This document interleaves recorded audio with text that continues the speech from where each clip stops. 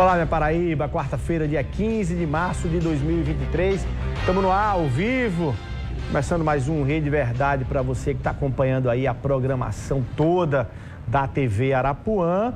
Hoje eu converso com um professor da UFPB, geógrafo, o Saulo Vital, o professor, vai falar, ele participou da audiência pública que discutiu na Assembleia Legislativa esse projeto da Orla de João Pessoa, de engordamento, né, que tem muito discutido aí entre a sociedade. Ele vai dizer aqui um pouco qual é a visão que ele tem desse projeto todo.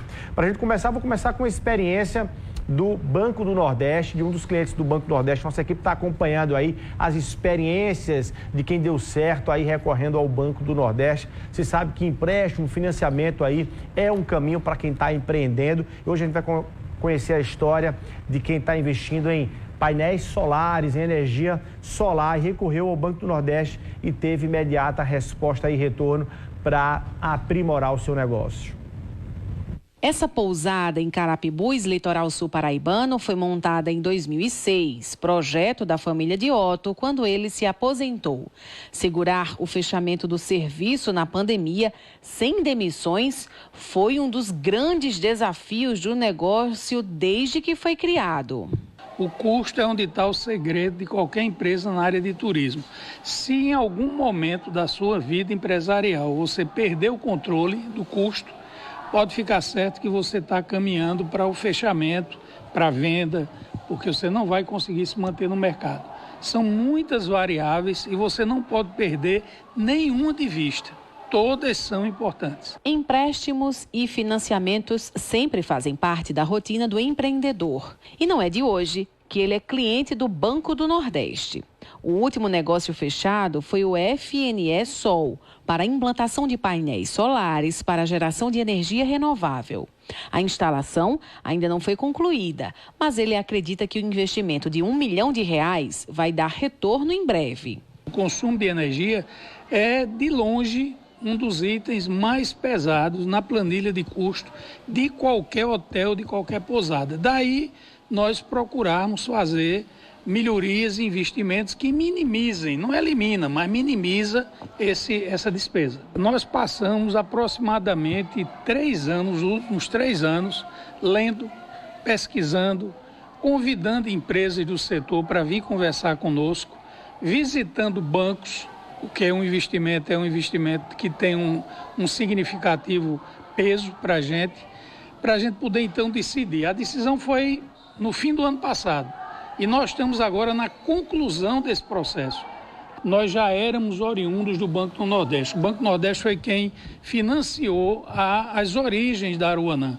Nós começamos aqui com um grande empréstimo do banco. Como nós pagamos religiosamente em dia, nunca perdemos uma taxa de adimplência, porque o banco, quando você paga em dia, ele melhora a sua parcela.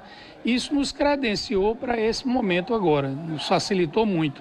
E ao concluir o pagamento desse financiamento, já planeja outro para ampliar o número de unidades habitacionais do espaço. Temos projeto de ampliação. Tão logo a gente consiga equacionar essa questão desse investimento, que foi um investimento, como eu disse, de peso para os nossos padrões, nós vamos pensar numa ampliação de unidades habitacionais. Já está no nosso projeto. Ok, tá aí. Bom, quem está comigo aqui hoje é o professor da Universidade Federal da Paraíba, geógrafo, Saulo Vital, ele que foi um dos participantes da audiência pública que a Assembleia Legislativa da Paraíba realizou recentemente para discutir, essencialmente, especificamente, o projeto de engorde, de alargamento da orla, de trechos da orla da capital, que vem sido defendido abertamente e publicamente pelo prefeito Cícero Lucena e pela gestão municipal. Professor, muito boa tarde, muito obrigado pela sua presença, ter encontrado aí rapidamente um espaçozinho na sua agenda entre as aulas e estar aqui debatendo esse assunto conosco, mas a gente está na nossa missão de trazer e levar o máximo de informação para quem está acompanhando isso. Muito obrigado pela sua presença aqui. Nós que agradecemos, Luiz, né? É uma honra estar aqui, podendo esclarecer sobre essa questão importante para a nossa cidade. E estamos à disposição aqui para tirar as dúvidas. Tá, só para eu registrar, você, a sua formação é em geografia, tá? É professor titular lá da UFPB. Conta um pouco dessa sua formação e trabalho e atuação. Isso, eu sou pessoense, né, paraibano, Fiz Geografia lá na Universidade Federal da Paraíba, o doutorado em Geociências na Universidade Federal de Pernambuco. E atualmente nós estamos aí sendo bastante solicitados em relação a essa temática, porque faço parte do Departamento de Geociências, né, voltado a essa questão ambiental, e temos um projeto voltado à questão da erosão no litoral paraibano. Esse projeto está atualmente sendo financiado pelo Conselho Nacional de Pesquisa, que é o CNPq, e aí temos feito um levantamento de todos os pontos de erosão do litoral paraibano, e nos chama muita atenção essa questão da falésia, né, e das praias de João Pessoa, que é onde nós temos os maiores índices aí de erosão. Então você é um estudioso e é um especialista nesse tema exatamente da questão da erosão e da orla, né, do avanço do mar e tudo. Primeiro, antes da gente falar em projeto de engorda e tudo, qual é o diagnóstico que a gente tem hoje da Paraíba, especificamente de João Pessoa, em relação a isso, em relação à erosão, avanço do mar, perder parte aí do nosso litoral do jeito que ele é hoje? Isso não só na Paraíba, Luiz, mas no Brasil e no mundo nós estamos passando por um processo de avanço do nível do mar, né? Certo. A cada ano que passa aí, esse processo ele tem se intensificado. O IPCC, que é o painel intergovernamental sobre estudos de mudanças climáticas, tem mostrado aí em seus relatórios a cada dia que nós temos um aumento na temperatura média global, e esse aumento ele tem gerado um avanço no nível do mar. Então, não diferente, na Paraíba nós temos aí esse problema. Também, além do avanço do nível do mar, nós temos outra questão que é o avanço da urbanização. Então, à medida que o mar avança, nós também estamos avançando. A gente também vai ao encontro do mar, o mar vai ao encontro da gente. Isso, esse é um dos grandes problemas, né? Certo. Então, esse é o primeiro diagnóstico que nós fazemos, é esse avanço das construções. Nós temos hoje uma situação muito grave no Caribeça. A Praia dos Seixas também está passando hoje por um processo de invasão da malha urbana muito forte. A própria barreira do Cabo Branco, que vem sendo urbanizada aí desde o projeto Costa do Sol, em 1989, quando foi feito o primeiro EIA-RIMA sobre a implantação de um complexo turístico aqui no nosso litoral. Então, isso é um problema que vem de muitos anos. Certo. Bom, mas aí já está posto, né? Quer dizer, a urbanização já chegou muito próximo e o mar está avançando. No caso específico de João Pessoa, você citou esses trechos aí mais da questão da urbanização, mas de avanço do mar em João Pessoa, o que é que está mais grave? Qual é os pontos mais críticos? Isso, Caribeça é um ponto super crítico. A barreira do Cabo Branco. A barreira do Cabo Branco. Também, né? A Praça de Iemanjá ali, que também sofreu aí reflexos, muito provavelmente, né, desse enrocamento que nós fizemos aí, que foi feito, melhor dizendo, em 2018, eu acho que foi em 2018 ou 2019. A Praia dos Seixas também hoje está enfrentando um forte avanço da urbanização. E isso pode trazer sérios problemas para o nosso litoral. Fora de João Pessoa, nós temos a questão do Conde, lá em Carapibus. Tem a questão também da Baía da Traição, está passando por um forte processo de erosão. E Pitimbu também. Recentemente nós estivemos em Pitimbu e ouvimos vários relatos de comerciantes locais que estão enfrentando também esse problema da erosão costeira. Tá. Então isso deve ser um esforço, Luiz, não só do governo da prefeitura, mas também do governo estadual, de somar forças para que a gente possa fazer estudos e diagnósticos integrados. Não adianta você trazer somente uma equipe de profissionais. Você tem que ter uma equipe multidisciplinar de vários profissionais na área de geografia, engenharia, biologia, oceanografia, para que seja feito um EIA-RIMA completo do nosso litoral, para que após isso a gente possa apontar a solução. O EIA-RIMA é um estudo de impacto ambiental. Isso. Certo. Isso. Bom, a gente estava vendo as imagens aí, inclusive essas imagens de mar com a maré seca, né? Aquelas que estavam passando anteriormente, aí está vendo ali que há um avanço de fato do mar. E você está confirmando cientificamente de que há de fato uma erosão, um avanço do mar, o que consolida parte do argumento da prefeitura que está dizendo que é preciso ser feito algo. Isso.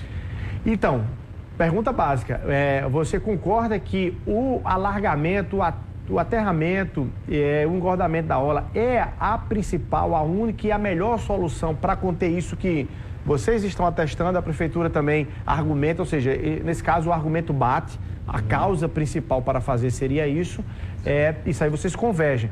Onde é que vocês divergem aí? Ou não? Ou o engordamento é de fato uma boa solução? Veja bem, eu quero deixar bem claro também que eu não tenho aqui nada contra o prefeito, nem contra o governador. Não é um debate político que você faz? Não, jamais. É um debate, inclusive, em nome do Departamento de Geociências, como ambientalistas, com os colegas também da biologia.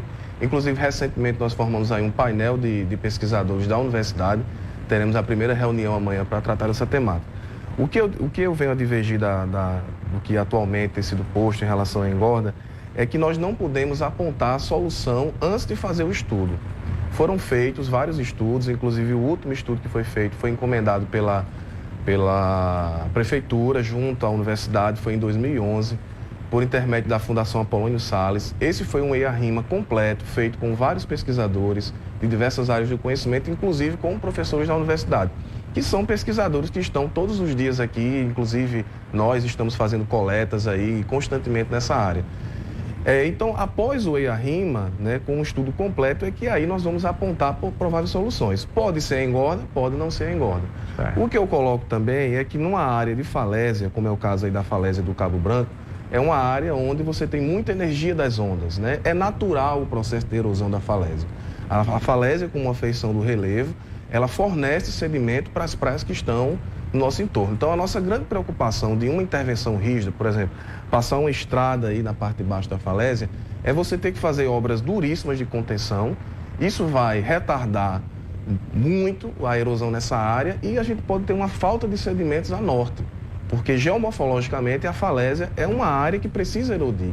Agora, claro, nós temos aí um processo hoje que está acelerando a erosão, que é a ocupação no topo da falésia. Foi mostrada uma imagem aí, inclusive, das vossorocas que se formam no topo da falésia.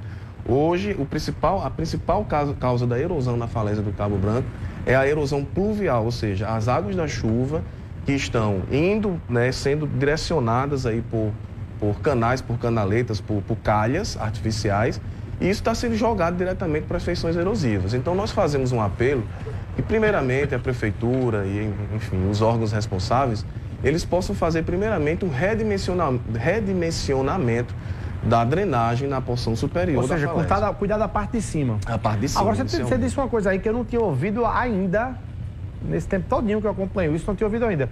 Você está dizendo que é necessário que a barreira sofra erosão.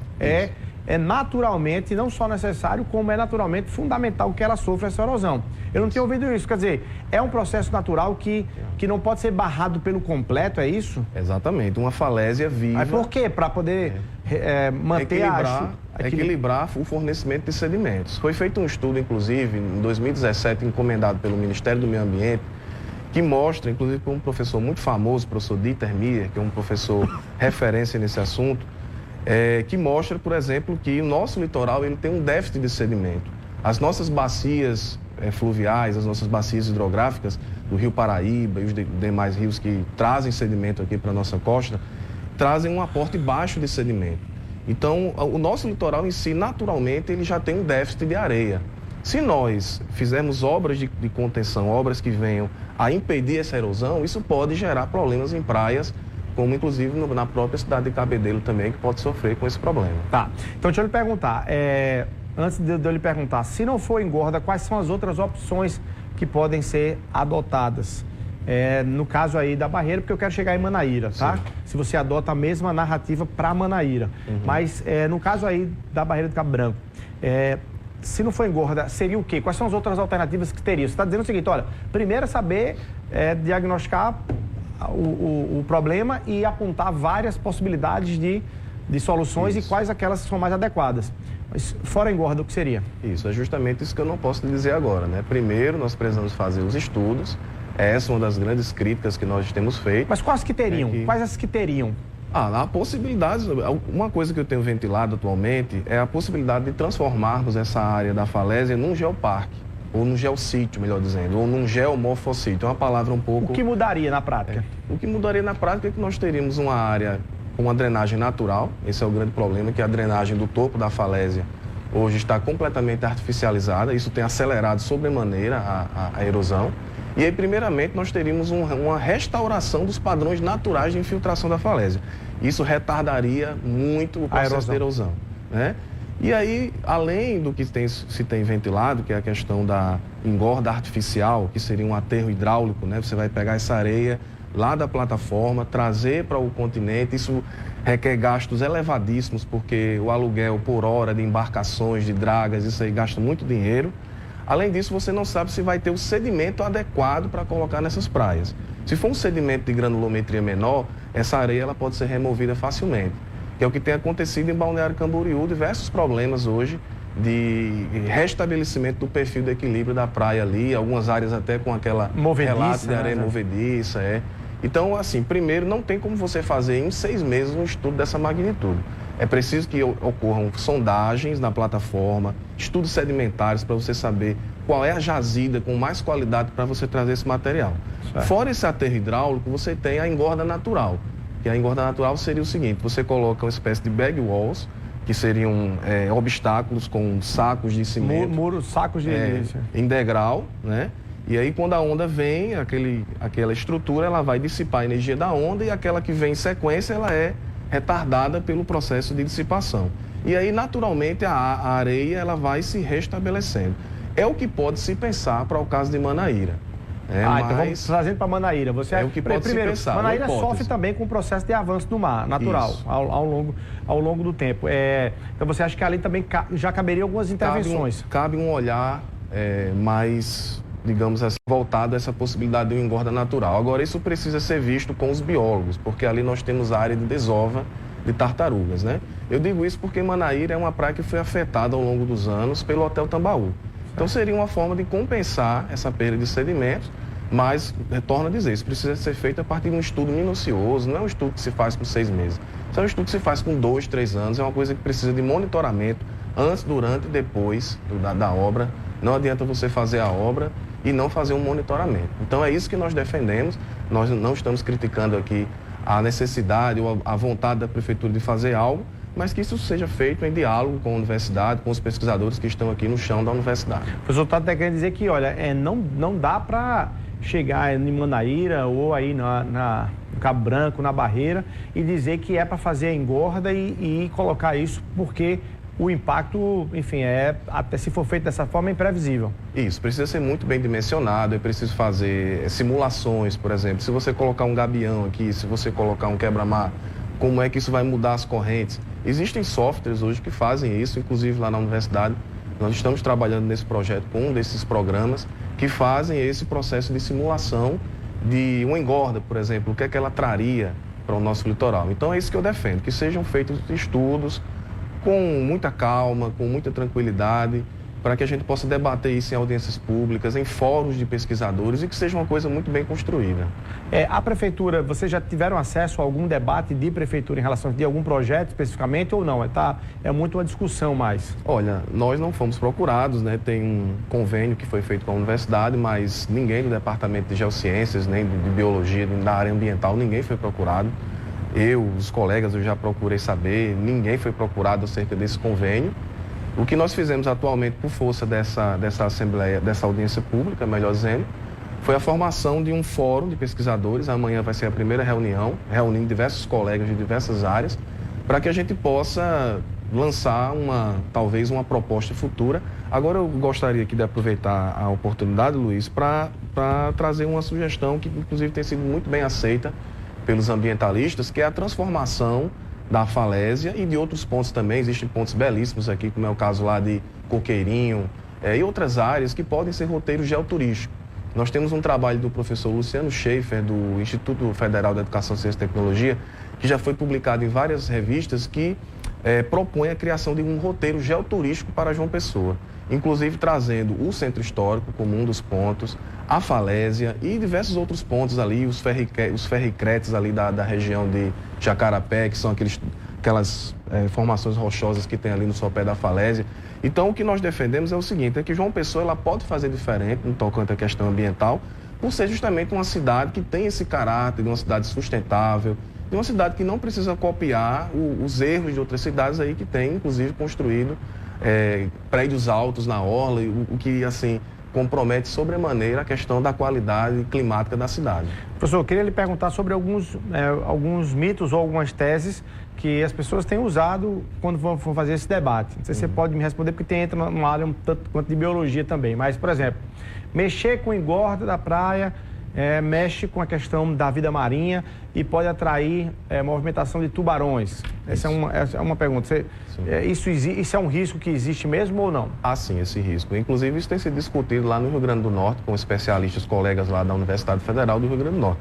Que a partir do momento que você tira o sedimento da plataforma e traz esse sedimento para fazer o aterro hidráulico, você está mexendo com a biota daquele ambiente. Então, você mexe na cadeia alimentar ali e as mudanças também do padrão de profundidade, a retirada dos sedimentos, isso pode mover a questão dos tubarões. Então, nós podemos, é uma possibilidade, tá? A gente não está dizendo que isso vai acontecer. Está dizendo que está entre os itens de efeito colateral, vamos chamar assim. Isso, exatamente. Então, por isso que a gente fala que isso tem que ser muito bem dimensionado, muito bem estudado, por uma equipe de vários profissionais, de doutores, de geógrafos, para que a gente possa chegar à melhor solução. A gente não defende que fique da forma que está.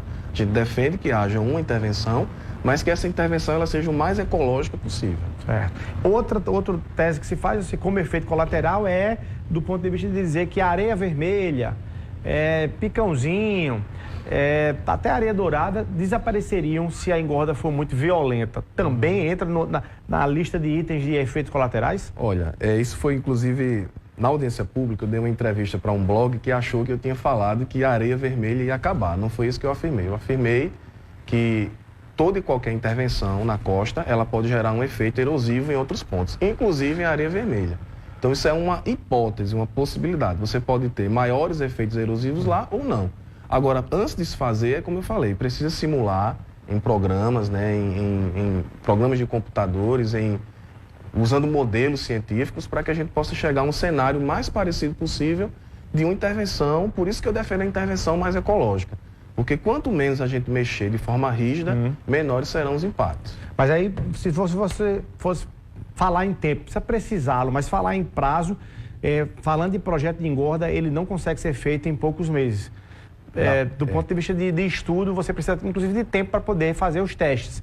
Às vezes um teste, para medir isso aqui, eu preciso de 120 dias para medir. Então, não dá para se fazer isso do dia para a noite. Não dá. Você precisa coletar sedimentos, como eu falei, precisa fazer... Inclusive, o nosso projeto, a gente está vindo desde Pitbull até Mataraca, com os alunos coletando sedimento de... Cícero, não conseguiria fazer pelo prazo, se for fazer uma coisa estudada, dentro desse mandato.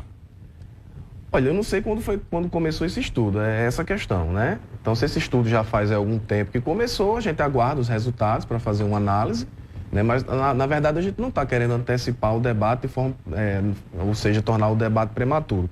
Na verdade, a gente está se baseando numa declaração que foi dada e estamos preocupados com a questão do prazo, né? Então, eu não sei quando é que começou esse estudo, né? Essa é a grande questão. Olha, eu tenho aí um intervalo para pedir, vou deixar uma pergunta aqui, dentro do seu estudo, do seu acompanhamento, professor, da sua experiência, se fosse fazer uma previsão de quando esse mar avançaria, se nada for feito, de quando esse mar avançaria e qual é o risco de ameaça que a gente tem de perder ali os trechos que nós temos hoje lá no Cabo Branco, lá em Manaíra, tá? Sim. Rapidinho, intervalo comercial, um minutinho, a gente volta aqui.